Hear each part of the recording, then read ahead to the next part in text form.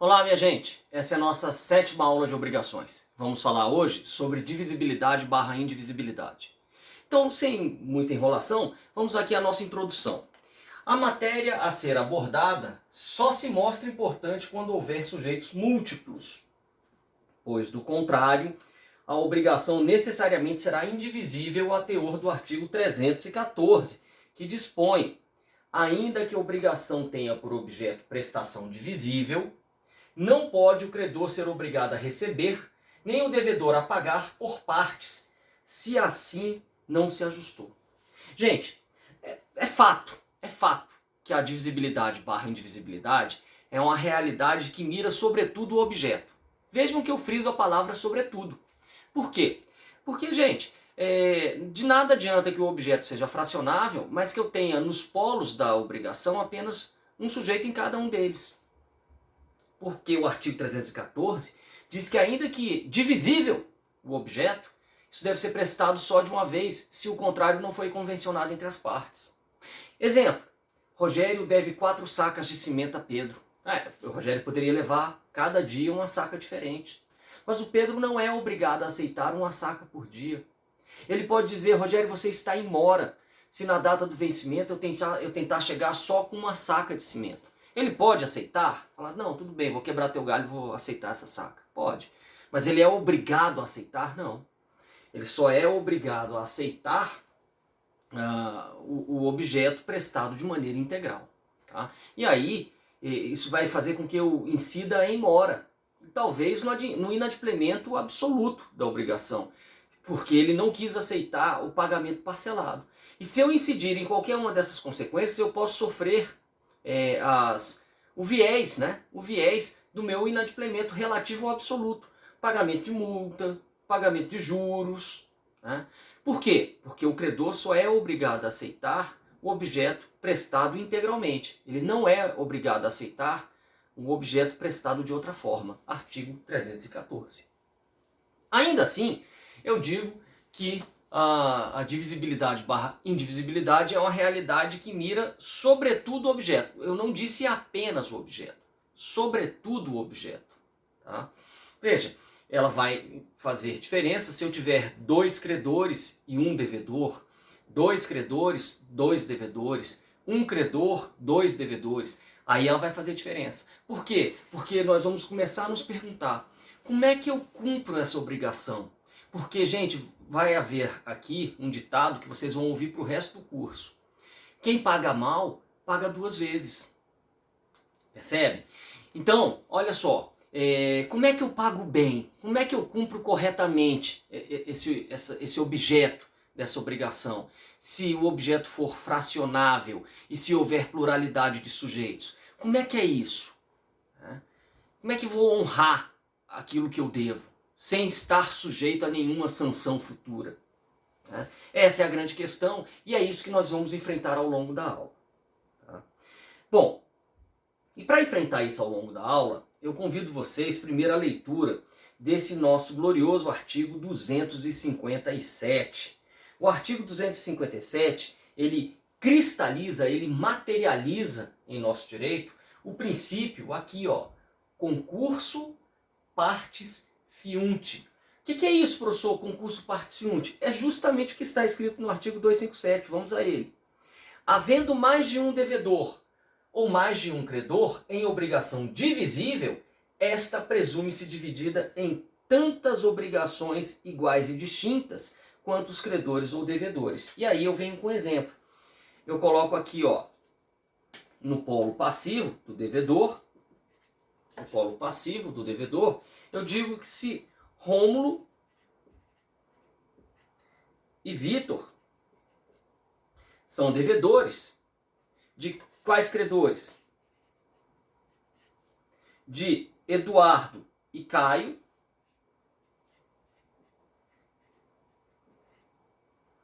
são devedores da importância de R$4.000. No contrato, a obrigação está escrita assim: Rômulo e Vitor devem a Eduardo e Caio R$4.000. Beleza. Como é que incide o artigo 257? Gente, ele diz que esta obrigação, por ter um objeto fracionável e por ter pluralidade de credor barra devedor, ela vai se dividir em tantas obrigações independentes e distintas quantas forem as combinações entre credores e devedores. Logo, nós temos 4 combinações possíveis: credor, devedor, credor, devedor, credor, devedor, credor, devedor. Vamos lá, que combinações são essas? Nós temos aqui os credores. Vamos começar aqui com Eduardo. Eduardo como credor. Quem são os devedores? Rômulo e Vitor. Qual o objeto? O objeto, gente, ele tem que ser fracionado. Mas vamos lá. Vamos ver aqui as outras obrigações. Caio,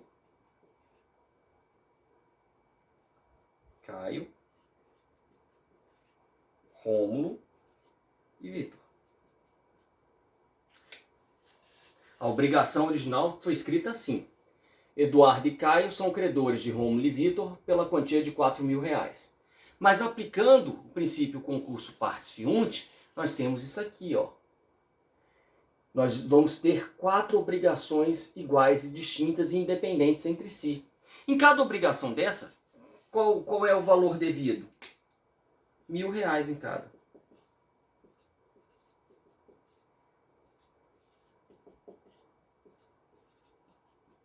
Isso é o princípio concurso partes fiunt. É divisível o objeto? A obrigação ela foi dita assim.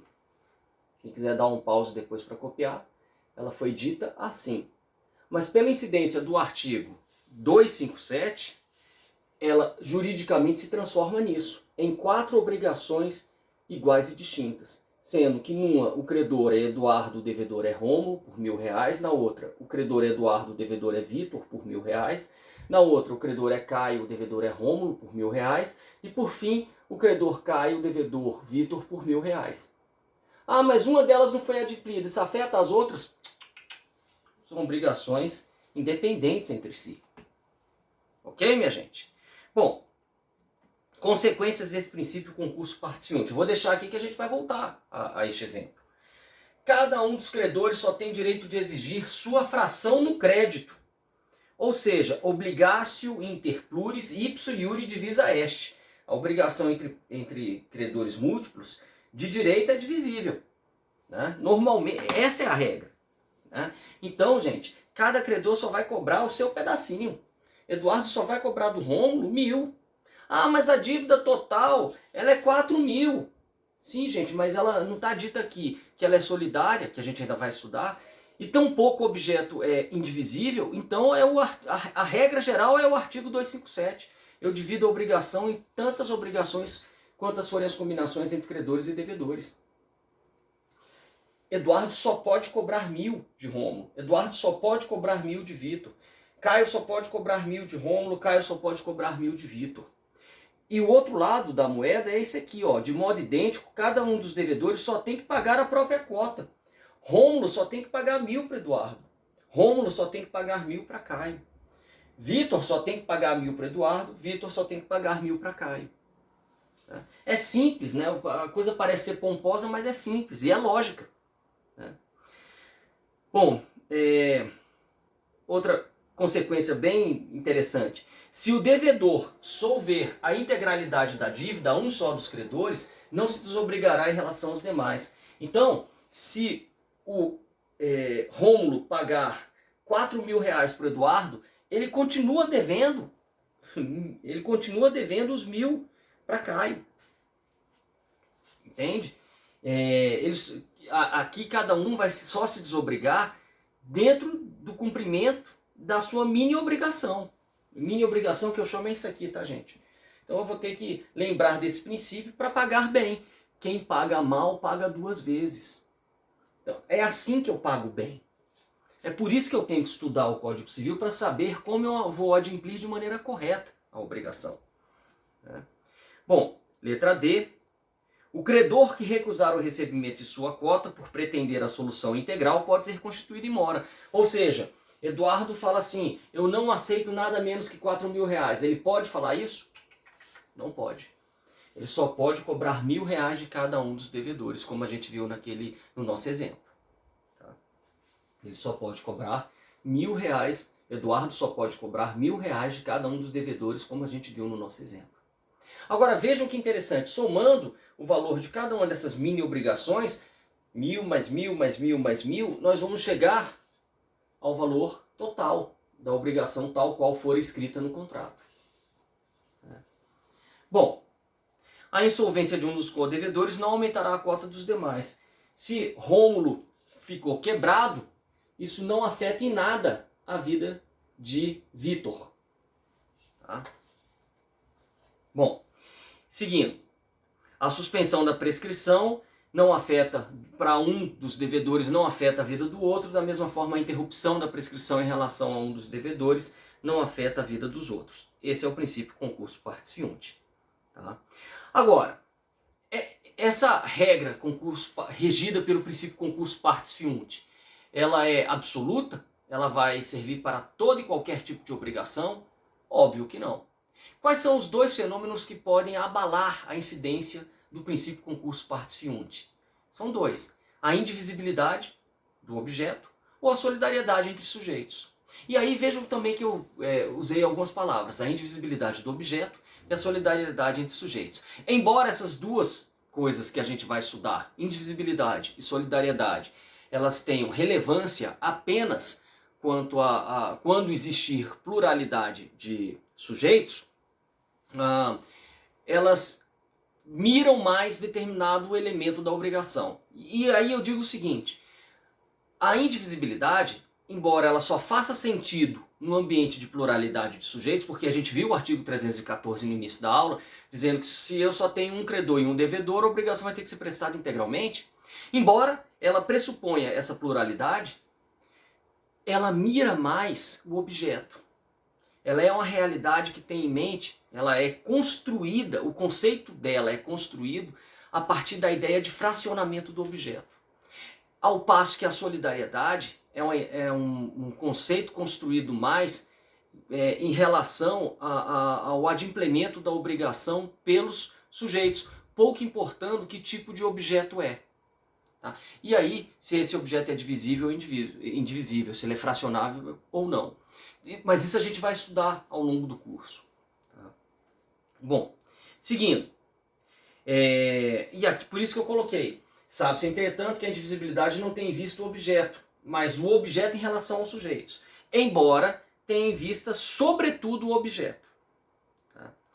Bom, então com isso nós já vimos o artigo 257. A gente pode agora, com tranquilidade, começar a avançar no estudo da indivisibilidade.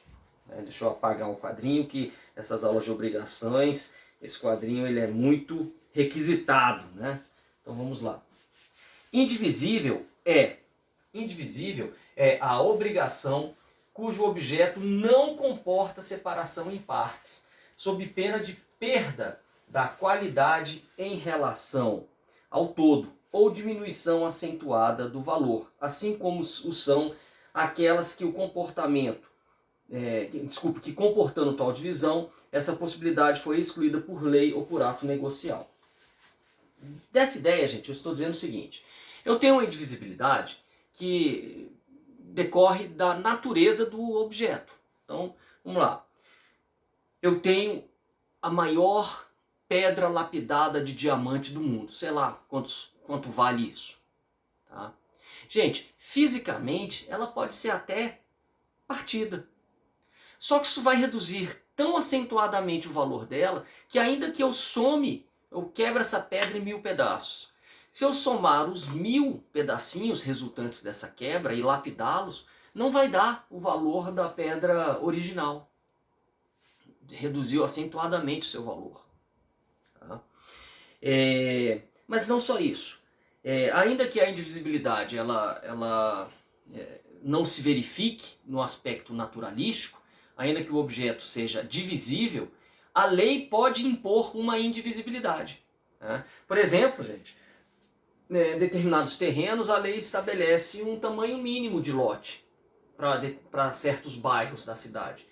Neste bairro, eu não quero muito adensamento populacional, os lotes eles só podem ter eles podem ter no mínimo 5.000 metros quadrados. Ok. Teoricamente eu poderia colocar uma cerquinha em cada 1.000 metros. Mas a lei, então teoricamente seria fracionável. Só que a lei diz, não, eu não quero que fracione. 5.000, o tamanho aqui é padronizado. Todos os lotes terão 5.000 metros quadrados. Pronto, acabou. Beleza? Ou então a vontade das partes. Às vezes irmãos herdam uma fazenda, eles poderiam dividir essa fazenda. Até legalmente, né? Até lá no cartório. Eles poderiam dividir isso aí. Tá? Para fazer o registro. Eles fariam um inventário. E ao final desse inventário, eles sairiam com seus pedaços, né? Divididos já certinho, suas glebas, né? Certinhas e se fosse o caso eles entrariam com ação divisória, enfim, dariam o jeito deles lá e teriam cada um seu título indicando o tamanho correto de cada um, né? Mas aí eles podem falar o seguinte, não, nós vamos manter isso indivisível por 5 anos. Podem, é uma indivisibilidade decorrente de ato negocial, né? Assim, a indivisibilidade pode ser por natureza, subjetiva, que é decorrente de acordo entre as partes, e por força de lei. Vejamos o que diz o artigo 258. A obrigação é indivisível quando a prestação tem por objeto uma coisa ou um fato não suscetíveis de divisão por sua natureza, por motivo de ordem econômica ou dada a razão determinante do negócio jurídico. Algo que já explicamos. Tá? Divisibilidade ou indivisibilidade quanto às espécies de obrigação. Então, gente, aqui, quando eu falo de divisibilidade ou indivisibilidade, normalmente os meus exemplos vão ser sobre a obrigação de dar coisa certa. Normalmente. Tá? Sempre, professor, não. Se a gente for analisar com mais vagar, com mais calma, a gente vai ver que o conceito de divisibilidade ou indivisibilidade ele pode incidir sobre mais de um tipo de ação. É que fica pedagogicamente, esse capítulo aqui que eu abri, esse parênteses que eu abri, é só para dizer isso. Embora os nossos exemplos eles ocorram sobretudo na obrigação de dar coisa certa, existe o conceito da divisibilidade ou indivisibilidade em outras obrigações. Então aí vamos. A obrigação de dar pode ser divisível quando cada uma das parcelas em que se seccione guardar as características essenciais do todo. Se o devedor tem de entregar um conjunto de unidades autônomas, a prestação será divisível, pois cada uma, considerada como fração do todo, conserva os requisitos que a erigem em objeto economicamente útil. Falei bonito, falei difícil, mas não falei nada demais. Eu tenho que entregar 15 quilos de arroz para 3 credores. Cada um vai ficar com 5. Isso, só falei isso, mais nada. A obrigação de restituir, em regra, é indivisível, porque se eu entreguei algo para alguém, eu quero receber aquele algo que eu entreguei, normalmente é indivisível. Tá?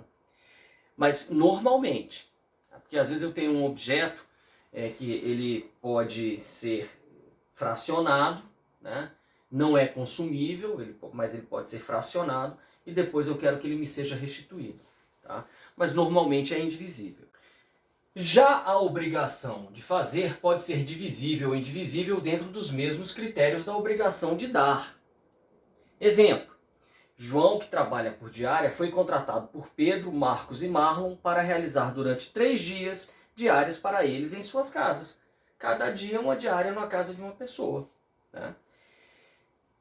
Quando, no entanto, a obra for coisa certa e determinada, vigorará, em regra, sua indivisibilidade. Rogério tem que elaborar um livro para os 3. É um livro para os 3. Tá? Agora, também, gente, embora esteja isso no roteiro, vamos lá. Rogério e João vão elaborar um livro para João. Tá? Cada um elabora metade do livro. Por isso que está ali, em regra. Tá? Não é sempre. Tá? Bom, seguindo. Já a obrigação de não fazer, ela normalmente é indivisível. A abstenção é uma abstenção só. Ela normalmente é indivisível. Né? Bom, por fim, as obrigações de dar coisa incerta e as alternativas, ao menos até a comunicação da escolha, são indivisíveis. Isso porque o objeto ainda não foi prestado. A ideia da divisibilidade ou da indivisibilidade, ela tem a ver com a prestação do objeto, se essa prestação vai ser fracionada ou não. Enquanto ela está alternativa ou enquanto ela está uma obrigação de dar coisa incerta, eu ainda não estou no momento de prestar. Agora, transformando feita a escolha, aí sim ela pode ser divisível ou indivisível. Tá? Bom, mas repito, isso aqui é só um parênteses, porque a gente vai trabalhar com o nosso Código Civil, dando mais exemplos de uma obrigação de dar coisa certa para não inventar moda. Isso aqui tem que ser simples. Tá? Vamos lá. Análise do Código quanto à pluralidade de devedores. Dispõe o artigo 259. Se, havendo dois ou mais devedores, a prestação não for divisível, cada um será obrigado pela dívida toda. Dá um exemplo, Rogério. Vamos lá. Agora começou um exemplo, mas os exemplos começaram a ficar mais facinhos, né? Vamos lá. Credor é João. Devedores são Pedro e José. Pensar aqui num objeto, um cavalo que custa R$900.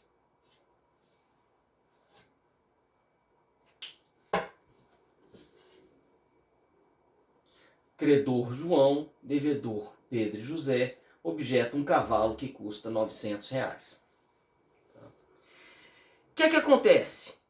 Ó, de novo, se havendo dois ou mais devedores, Pedro e José, a prestação não for divisível, cavalo que vale R$900. Cada um dos devedores poderá ser chamado a honrar a dívida toda, porque como é que eu vou entregar meio cavalo? Mas, aí vem, pô, professor, mas isso pode ser injusto. Aí vem a justiça do negócio. O devedor, porém, que pagar, Pedro entregou o cavalo para o João. O devedor que pagar a dívida, ele vai se subrogar no direito do credor em relação aos outros co-obrigados. Pedro entrega o cavalo para o João, o cavalo vale 900, né? O que é que ele faz em relação a José? Ele cobra a metade do valor do cavalo. Ele cobra, então ele entrega o cavalo, vamos lá. Pedro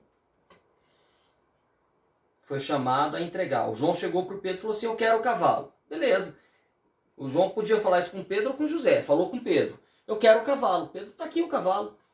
Bom, como o Pedro tirou o cavalo da chácara dele, o que ele vai fazer para o José? José, isso não é justo.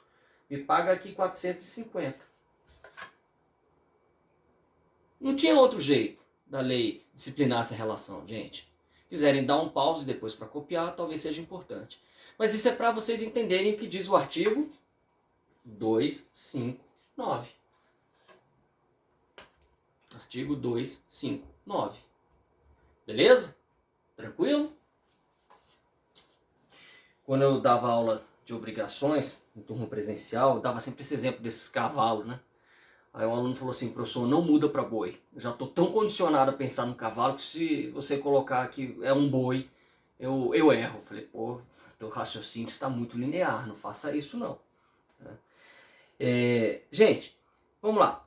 Segundo Caio Mário, sendo indivisível, nenhum devedor se exonerará pagando por partes. Não porque deva tudo. Não, ele não deve tudo. Mas pela própria impossibilidade de fracionamento da execução da prestação. Assim, restabelecendo-se o princípio da justiça, quem pagou fica subrogado no direito do credor. Interessante notar o impacto da insolvência de um codevedor se a obrigação for divisível e indivisível, né? Gente, o credor ele vai cobrar o objeto de quem tiver como prestar. Azar. E aí, depois o sujeito ele vai se subrogar no direito dele, mas quando ele se subrogar para outro devedor não vai ter como honrar. Né? Mas ele se comprometeu a entregar um objeto indivisível, ele pode ser chamado a entregar esse objeto. Outra observação. O credor não está obrigado a demandar de todos conjuntamente, podendo fazê-lo quanto a um dos devedores apenas, que pagando ficará subrogado no crédito dos demais. É isso. Ele não é obrigado a chegar, o credor não é obrigado a chegar para o Pedro e para o José e falar assim, eu só quero receber de vocês dois juntos o cavalo. Não, ele pode pedir de qualquer um dos dois. Por essa peculiaridade do objeto ser o quê? Ser um objeto indivisível. Só por isso. Tá? Já o artigo, outros pontos do nosso código que tratam de divisibilidade nós já falamos, inclusive. Artigo 105 e artigo 177. Só para recapitular, só para ler. A incapacidade relativa de uma das partes não pode ser invocada pela outra em benefício próprio, nem aproveita aos codevedores, nem aproveita aos cointeressados capazes, salvo se, neste caso, for indivisível o objeto do direito ou da obrigação comum. Gente, quem lembra das minhas aulas de fato jurídico, quem for lá para elementos essenciais do negócio, vai ver que eu frisei muito nisso, bati muito nisso.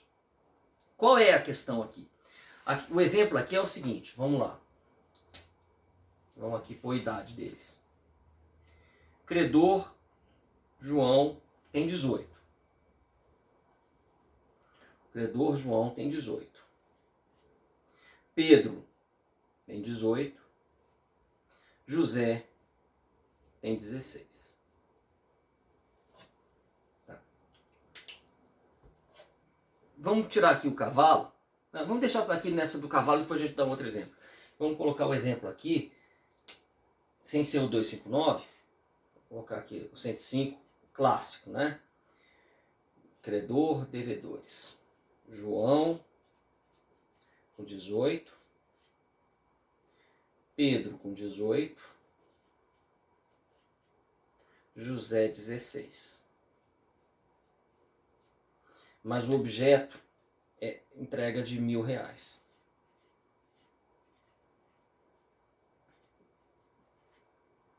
Recapitulando, hein, gente? Colher de chá para vocês, que isso aí eu vi no semestre passado. Olha só. Pra vocês entenderem que a lei não tem palavras inúteis, né? Vamos lá. O artigo 105, ele diz o quê? A incapacidade relativa de uma das partes, José, jamais vai ser invocada pelo João em benefício dele, João. Então, o João não pode chegar e falar assim, José, já que você é incapaz, eu quero anular essa obrigação. O João não pode. E aí ele continua. Nem aproveita os cointeressados capazes. Também, o Pedro também não pode chegar e falar, quero anular a obrigação porque José é incapaz. Tá? Salvo se neste caso, qual caso? Do cointeressado. Quem é o cointeressado? O cointeressado é quem está no mesmo lado que você, é o cointeressado. Essa aqui é a outra parte. Então, repito. Vamos lá. Artigo 105. Vamos lá. Ver se vocês conseguem ler aqui. A incapacidade de uma das partes, José, jamais haverá de ser invocada pela outra, João. Então, a incapacidade relativa de uma das partes, relativa, porque se for absoluta, qualquer um pode. Se lembra que a incapacidade absoluta ela gera nulidade. Nulo é nulo. Qualquer interessado pode apontar a nulidade. Agora, a anulabilidade não. A anulabilidade é artigo 105. A incapacidade relativa de uma das partes, José, não pode ser invocada pela outra, João, em benefício do João. Tampouco poderá ser invocada pelo cointeressado capaz. Pedro também não pode falar nada. A menos que o objeto seja indivisível. Por que a diferença, professor? Olha, aqui não é só o 105, aqui é o 257, concurso particiunte. Aqui é o 257, concurso particiunte. Significa que eu não tenho uma obrigação só. Eu tenho duas obrigações aqui, independentes e distintas e iguais. João é credor de Pedro por R$500 e João é credor de José por 500. Se José é relativamente incapaz, só quem pode invocar a anulabilidade dessa obrigação dos R$500 é José. Mas a obrigação entre João e Pedro, ela é válida, ela resta incólume, tá? É o que diz o artigo 105, não estou inventando nada, é só ler o artigo 105 depois com calma. Mas por que é diferente aqui, professor? Vamos lá. A primeira parte é igual. João não pode invocar a incapacidade do José. Nunca. Porque ele é relativamente incapaz. Mas e o Pedro, pode? Gente, o Pedro pode. Sabe por que o Pedro pode? Porque neste caso aqui, do objeto indivisível. Por que o Pedro pode? Porque se o Pedro entregar o cavalo para o João, na hora que ele for cobrar o dinheiro do José, a cota parte do José, o José fala assim, pagou porque quis, eu sou relativamente incapaz, a obrigação é anulável, eu não vou te pagar não. Pronto, lascou-se. Entenderam? Para evitar que dê esse nó, aí, como os destinos dos dois o destino dos dois está entrelaçado, a lei diz, nesse caso, se o objeto é indivisível, excepcionalmente o Pedro, para não entregar o cavalo e depois ficar a ver navios, ele pode invocar a incapacidade relativa de José. É isso que diz o artigo 105. Tá? Gente, o artigo 105 é daqueles artigos que não traz nada demais. Né? A linguagem é até simples, mas para a gente entender, a gente tem que desenhar. Né? Isso está na aula lá de parte geral e eu acho que ela se complementa bem com essa noção de obrigação indivisível. Tá? Bom, o artigo 177, ele fala o quê? A anulabilidade não tem efeito antes de julgada por sentença, nem se pronuncia de ofício. Só os interessados podem alegar e aproveita exclusivamente aos que alegarem, salvo solidariedade ou indivisibilidade. Ora, se uma obrigação ela é indivisível e ela é anulada, anulou para todo mundo. Como é que o objeto vai ser prestado parcialmente se ela é indivisível? Se o objeto é um só? Né? Também o artigo 177 faz muito sentido. Agora vamos lá. Análise do Código quanto à pluralidade dos credores. Já o artigo 260 a 262 diz: se a pluralidade for dos credores, poderá cada um destes exigir a dívida inteira, mas o devedor ou devedores se desobrigarão pagando. Gente, agora nós temos isso aqui, ó. Pluralidade de credores. João e José são credores de Pedro por um cavalo que vale R$900. João e José são credores de Pedro por um cavalo que vale R$900. Olha o cavalo aí de novo. Aí o povo vai à loucura, né? O povo fala assim, não, professor, para com isso, para de falar desse cavalo. Né? Fala de outra coisa, professor, por favor. Tudo bem, deixa eu falar do cavalo. Eu estou na zona de conforto. E aí eu brinco dizendo, se a zona é de conforto, por que eu vou sair dela? Já pensaram nisso? Estou brincando, hein, gente? Isso aqui é só um pensamento, é só um sofisma estúpido. Mas vamos lá. Se a pluralidade for dos credores, poderá cada um desses exigir a dívida inteira. Então, se a pluralidade for de credores, cada um deles poderá exigir. E esse artigo é relevante, gente, porque lembre-se, qual é o meu grande medo? Meu grande medo é aquela história. Quem paga mal, paga 2 vezes. Quem paga mal, paga 2 vezes. Então aqui eu tenho que ficar muito atento para pagar bem. Como é que eu pago bem? Eu, Pedro, como é que eu pago bem nessa situação? Se a pluralidade for de credores, João e José, poderá cada um deles exigir a obrigação, a prestação inteira. Mas o devedor ou devedores se desobrigarão pagando a todos conjuntamente. Como é que eu pago bem, professor? Aí vem os incisos. Eu pago bem pagando a todos conjuntamente. Como é que é isso, pagar a todos conjuntamente? Vamos lá, reúne todo mundo aí. Reúne todo mundo. Reuniu? Eu vou levar o cavalo para vocês, vou entregar para vocês, vocês vão me dar o recibo. Os dois vão assinar o recibo do cavalo. Me desobriguei? Paguei bem? Paguei, porque eu paguei a todos conjuntamente. Tá? Ou, pagando a um, dando este um, caução de ratificação dos outros credores. Gente, eu já li um livro, salvo engano, acho que é do professor Pablo Stolze, dizendo que a caução de ratificação é, por exemplo, um mandato, dando poderes para ele receber, para o João receber em nome dele e do José. Receber sozinho a obrigação em nome de todo mundo. Não, eu acho que não. Peço a mais respeitosa vênia aqui para discordar disso, que aí eu acho que não pagar a um com calção de ratificação dos demais. Aqui Se eu tenho uma procuração para receber, se eu, João, tenho uma procuração para receber do José, e o Pedro paga ao João e o João assina o recibo, ele está assinando em nome próprio e em nome do José. O inciso aqui não é o inciso segundo, continua sendo o inciso primeiro. Ele está pagando a todos conjuntamente. Só que um recebe presencialmente e o outro recebe por procuração, mas ele está pagando a todos conjuntamente. A caução de ratificação, gente, caução é garantia. Ratificação é de confirmação. Caução de ratificação é o João recebeu o cavalo. Então, foi lá o Pedro, entregou o cavalo para o João. O que é uma caução de ratificação? Quanto é que vale o cavalo? R$ 900. O João presta uma garantia a Pedro de que a quota parte do José será entregue. Isso é caução de ratificação. Tá certo? Por quê? Porque aí eu tenho uma garantia de que a quota parte vai ser entregue, e essa garantia, inclusive, ela pode vir a suportar eventuais perdas e danos pela não entrega da quota parte do outro credor.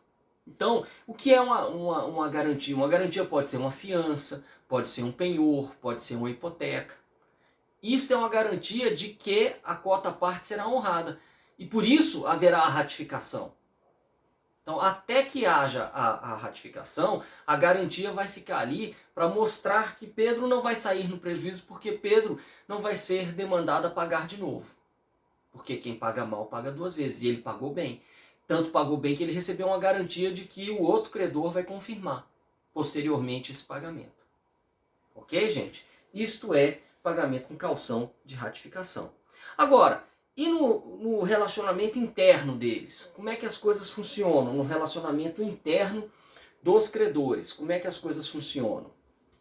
Gente, no relacionamento interno dos credores, nós temos aqui o artigo 261, que nos diz, se só um dos credores receber a prestação por inteiro, a cada um dos outros assistirá ao direito de exigir dele em dinheiro a parte que lhe caiba no total. Prestigiei o credor que foi diligente, foi lá cobrar, se deu ao trabalho de cobrar. Ele fica com o objeto. E os outros? Os outros vão receber a quota parte. Então, aqui no nosso exemplo, João recebe o cavalo e passa 450. O cavalo vale 900, né? Passa 450 para o José. Beleza? Artigo 261. E o 262, o que nos diz? O 262 nos diz, se um dos credores remitir, esse remitir é perdoar, se um dos credores remitir a dívida, a obrigação não ficará extinta para com os outros, mas estes só poderão exigir descontada a cota do credor remitente. Cara, olha que coisa interessante isso aqui. Olha só.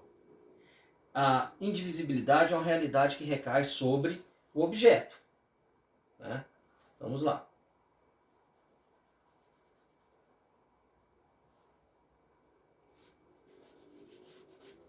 Aqui no nosso exemplo. João e José são credores de Pedro. Só que José remitiu, perdoou. José remitiu Pedro. José remitiu, perdoou, falou, não quero. Tá liberado, meu amigo, dessa obrigação. Gente, ele pode simplesmente liberar? Não. Então, aqui, ele não pode liberar. O objeto continua sendo possível e o objeto é indivisível. João não liberou. Aí o que é que João faz? João fala assim, meu amigo, você foi perdoado pelo José, mas você continua me devendo um cavalo. Continuo te devendo um cavalo, mas o José não quer esse cavalo. O José me liberou. Então faz assim. Me entrega o cavalo.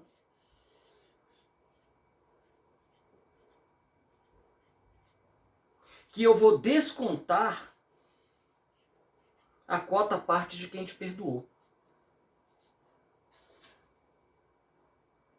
Me entrega um cavalo que eu vou descontar a quota parte de quem te perdoou, te dando um troco aqui correspondente à quota parte de quem te perdoou.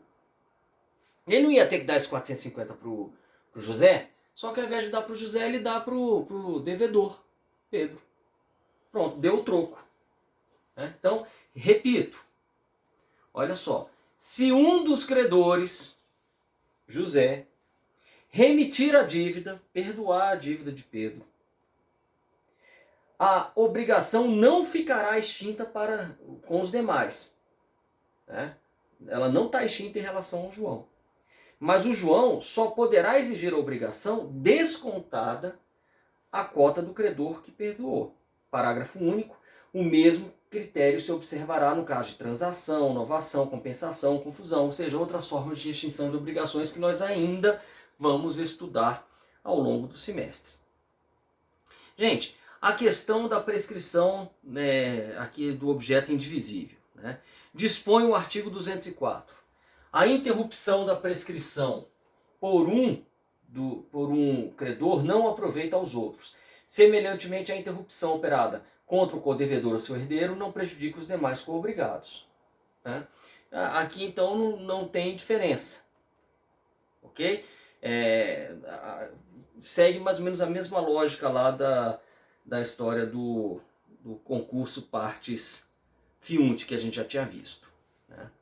E a questão da remissão da dívida, nós já trabalhamos aqui com ela, está tudo certo. Por fim, a conversão da obrigação em perdas e danos.